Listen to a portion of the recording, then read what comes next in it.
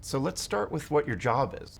So I work on workforce development, and that's sort of a nebulous, vague title, but what it means is I'm thinking about the pipeline of talent for Amazon, and that's about making sure that we have internally folks have the skills that they need to engage in that career lattice, to move from one job to another, that as we're thinking about and engaging with colleges, both 2-year and 4-year, so higher ed, that we're helping to signal the kinds of changes in technology and soft skills that we want our new hires to have.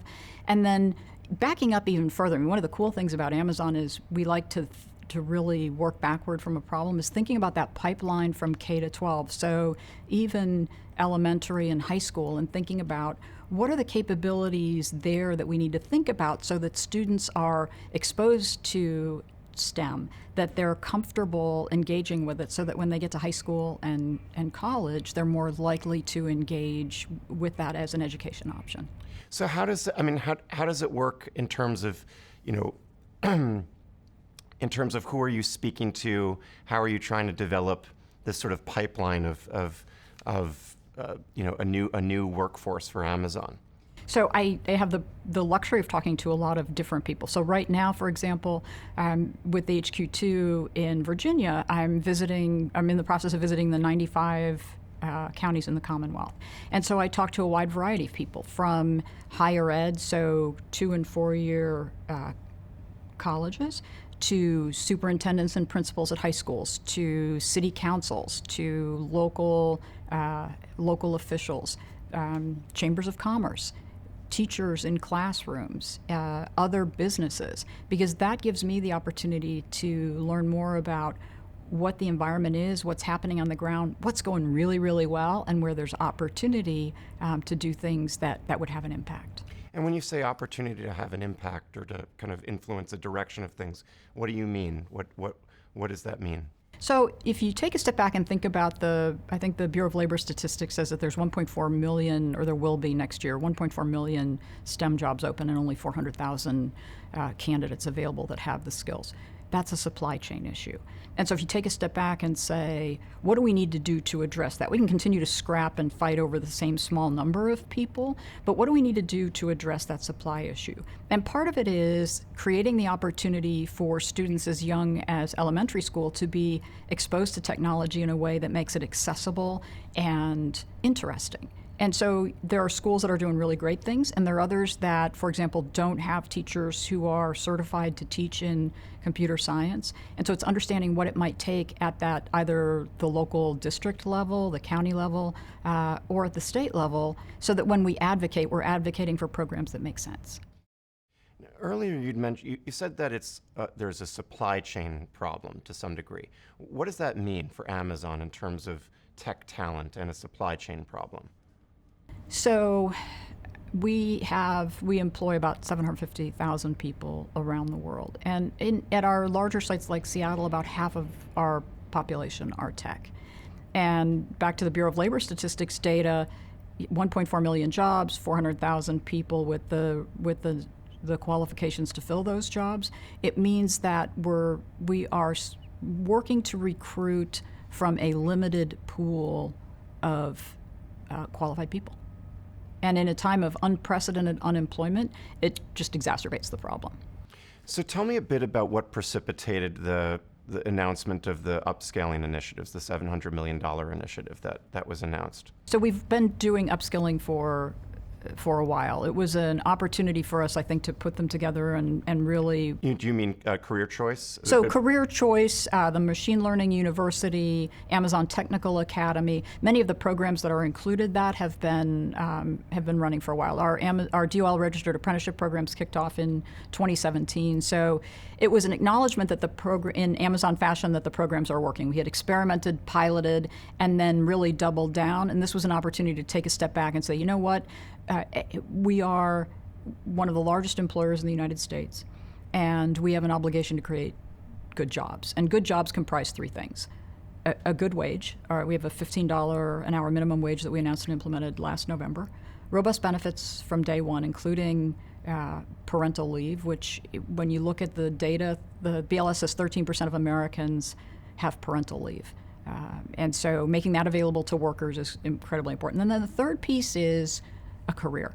And really what's necessary for a career is the ability to take experience and then add training to it. Because now, you start out in one place. I may begin as a receptionist, and then I move into a recruiting coordinator role because I'm leveraging that customer service piece. And then that recruiting coordinator role, I'm learning some project management because I'm involved in recruiting events. So now I move on to I take a little bit of training and I move on to a role as a project coordinator. So I've got this career ladder moving because I'm taking experience and adding kind of training as I go along.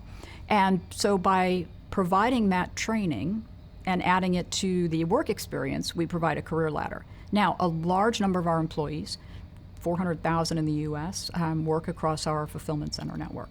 And in many cases, there aren't the career opportunities within the company for those folks. And so by providing something like career choice, we create a career path for people, whether it's inside the company or outside.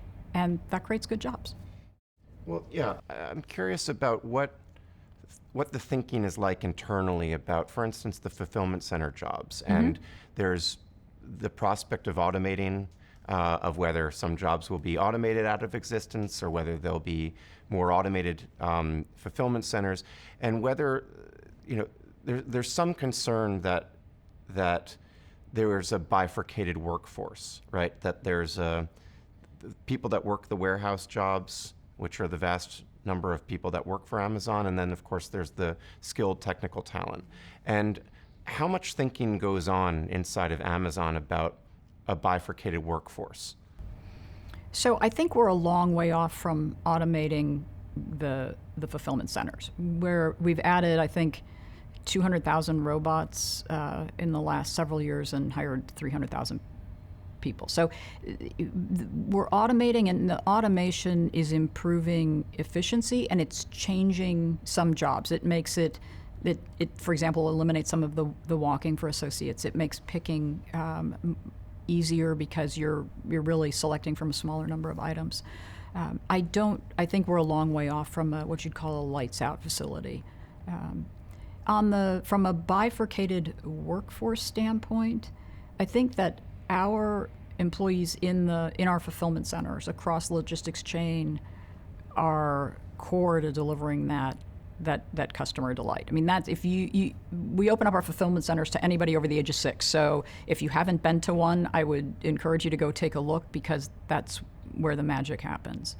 And I think that programs like Career Choice that create the opportunity for people who may not have a lot of opportunity with respect to the skills that they have and matching with jobs that are available, Career Choice is a program that broadens those choices. And I think that that's how we think about it. Here, you're thinking about the future of work and what Amazon's influence on the future of work will be. And in speaking to many employees who've worked in fulfillment centers and describing those jobs and asking them about things like career choice, and they express the fact that yes, there's good benefits and the pay is quite good, but they have expressed the fact that it's very difficult for them to have a career at Amazon. In some ways that there's a burnout because the jobs are so grueling. And I'm just wondering, does that sort of feedback resonate? Is there inside the company about what kind of jobs those are? So my experience working in the fulfillment center is that it is a physical job, and they're good jobs. We talked about wages and benefits and career choice. And in the hundreds of communities across the country where those jobs are, there may not be a career path with Amazon, because the next job that someone's interested in may be in IT, or it may be in the medical field. And those aren't jobs that are available with Amazon, which is where Career Choice comes in, because it trains people for in-demand jobs in the community that pay more than we do. And in putting those things together, it creates that pathway and opportunity for non-traditional students. And we work really hard to remove friction. We bring the classes into our fulfillment centers. We offer them before and after shifts to remove friction for people. And it's a first dollar program. We're paying 95% of the tuition up front for employees to engage in those career paths so that they can, in fact, move up the career ladder, because there may not be that next job with Amazon in their local community.